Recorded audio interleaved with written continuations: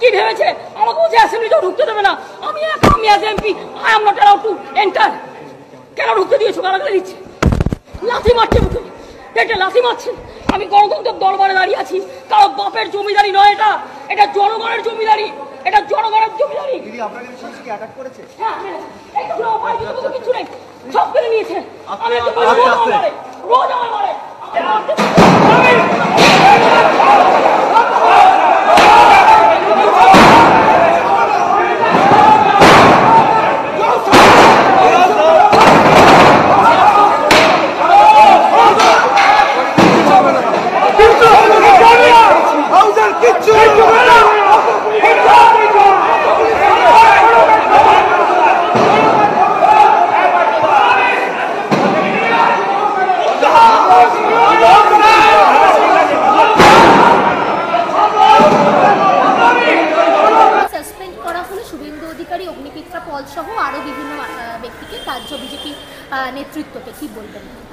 দেখুন, বিধানসভায় বিজেপি নেতৃত্বকে বহিষ্কার করেনি। বিধানসভায় বিজেপির মনোনীত যারা নির্বাচিত বিধায়ক তাদেরকে সাসপেন্ড করা হয়েছে। এবার সাসপেন্ড করেছে কে? তৃণমূলের, অর্থাৎ যিনি স্পিকার থাকেন তিনি সাসপেন্ড করার অধিকারী।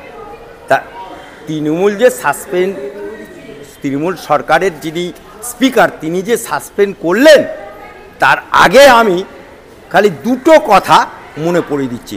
নট করো মুখ্যমন্ত্রী মমতা বুবু, মমতা খালা, মমতা আপা, মমতা বেগম ওরফে মমতা ব্যানার্জি। তুমি যখন লোকসভার এমপি ছিলে, তাহেলকা.com বলে একটা বিল এসেছে, সেই বিলটাকে কেন্দ্র করে কাগজকে ডেলা করে স্পিকারের মুখে ছুঁড়ে মেরেছিল। এটা ওদের নেত্রী ছুঁড়ে মেরেছিল।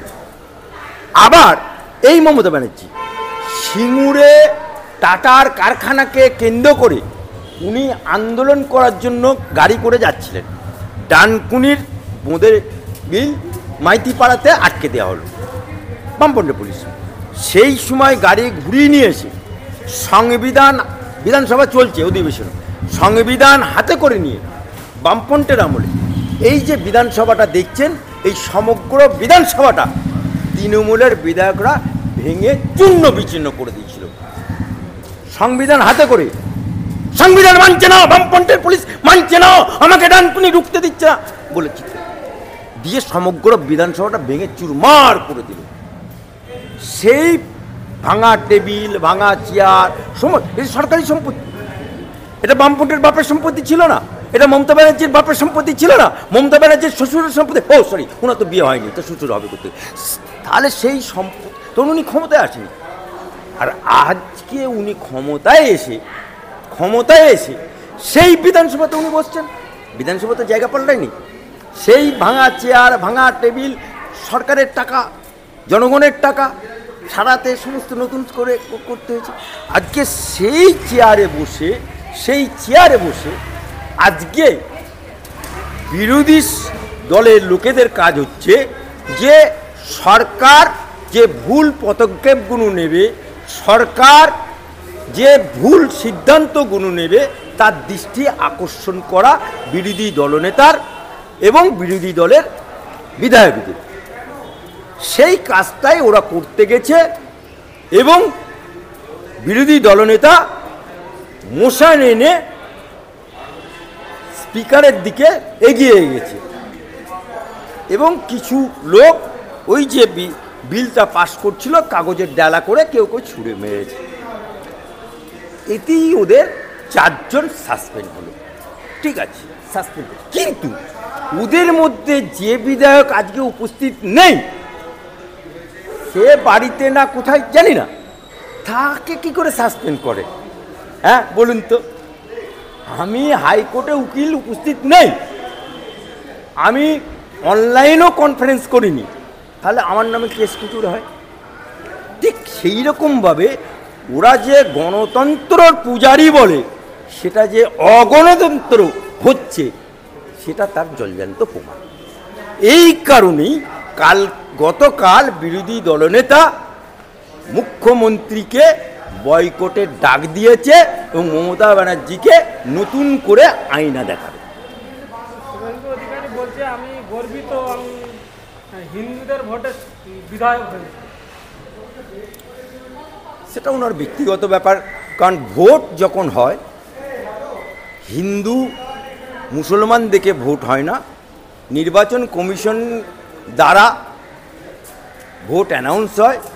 হয়তো সনাতনীরা বেশি ভোট দিয়েছে, হয়তো মুসলমানরা কম ভোট দিয়েছে, এই কারণে উনি ব্যক্তিগত অভিমত পোষণ করেছে।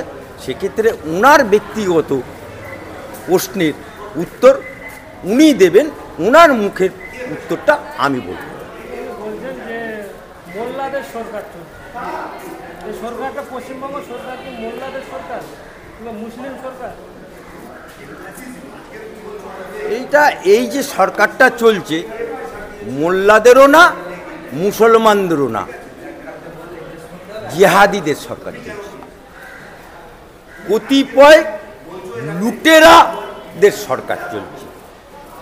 এই সরকারটা দাদাগিরির সরকার চলছে, এই সরকারটা পুলিশের ওপর নির্ভরশীল সরকার চলছে, এই সরকারটা খুনিদের সরকার চলছে, এই সরকারটা আজকে ওদের তৃণমূলের কাউন্সিলর তৃণমূল খুন করছে, তৃণমূলের কাউন্সিলরকে তৃণমূল খুন করছে।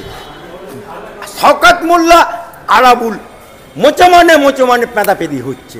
আজকে এই সরকারটা, আচ্ছা বলুন তো, এই ফেল বাঙালি বাড়িতে যদি তোয়া সিদ্দিকি, শুধু ফুরফুরা নামটা বাদ দিই সাইডে, স্রেফ তোয়া সিদ্দিকি থাক, বাঙালি বাড়িতে বাসন মেজে খাবার যোগ্যতা নেই, সে বিশাল অট্টালিকা করে ফেলল। যে অট্টালিকাতে প্রবেশ করতে গেলে বেরোনোর সময় 10 টাকার টিকিট দিতে হয়, সে নীল আলো লাল আলো গাড়ি চড়ছে। এটা কেউ ভাবতে পারে? এই ফেল যে মৌলানা না, যে কারি না, যে হাফেজ না, তাহলে সেই লোকটাকে যদি নীল আলো গাড়ি দেয়, লাল আলো গাড়ি দেয়, দিয়ে পুলিশ স্কট করে নিয়ে যায়, তাহলে তো অন্য সম্প্রদায়ের মানুষ কি বলবে যে এই ফেল তোয়া সিদ্দিকি, যে মৌলানা না, যে কারি না, যে হাফেজ না, যাকে একটা টিকটিকিও মারবে না, যাকে একটা কুত্তাও মারবে না, তাকে লাল আলো নীল আলো গাড়ি পুলিশ স্কট, তাহলে তখন ওই জন্যই তো বলছে মোল্লাদের সরকার। আজকে শাহজাহান বামপন্থা বলে টিকিট করে বেড়াতো, সেই শাহজাহান তৃণমূলের আমলে বিশাল বাড়ি করে ফেলল। আবার ওখানে বলছে চিকন চাকুন্ডা গুড় ডুগুচ্ছে। আহা, তৃণমূলের কি ভাষা!